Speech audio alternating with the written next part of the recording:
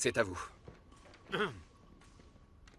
Détective Wallace, je ne vous ferai pas l'affront de me mesurer à vous.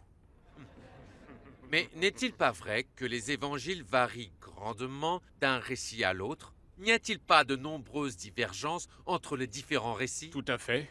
Mais ce n'est pas du tout surprenant.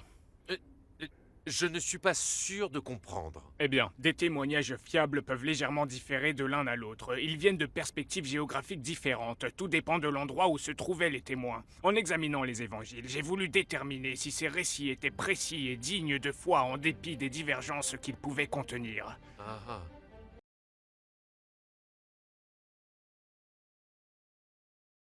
Inadmissible, votre honneur. Retenu, je demande au jury d'ignorer la dernière remarque du détective Wallace. Il est temps qu'on arrête de faire semblant de croire qu'une personne dans son genre peut faire un bon professeur. Au nom de la tolérance et de la diversité, nous devons la détruire. Nous aurons enfin l'esprit en paix, une fois que la toute dernière étincelle de foi aura été piétinée une bonne fois pour toutes. Faisons d'elle un symbole, établissons un précédent. Exigeons de notre gouvernement qu'il demande à tous ses fonctionnaires d'abandonner leurs croyances. Pour les récalcitrants qui dissimuleraient leurs croyances, qu'on leur fasse payer une amende. S'ils se rebellent, qu'ils perdent tout ce qu'ils possèdent. Et s'ils persistent, il reste une solution. Qu'ils croupissent au fin fond d'une cellule. Grace Wesley, je me trouve actuellement devant Tu le as tribunal. gagné. Dieu est bon.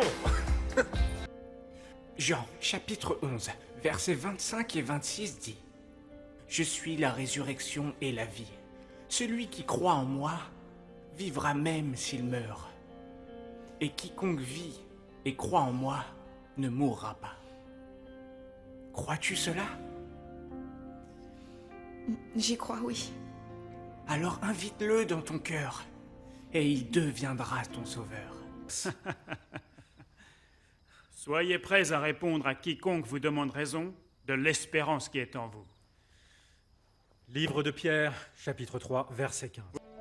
Jean, chapitre 1, verset 12. Mais à tous ceux qui l'ont reçu, il leur a donné le pouvoir de devenir enfants de Dieu.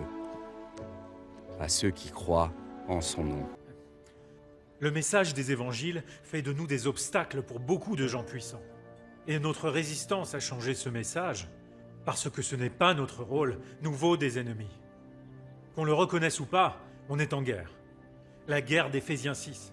Pas contre la chair et le sang, mais contre les dominations, contre les esprits malveillants dans les lieux célestes.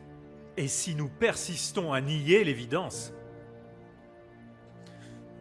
alors on va tout perdre.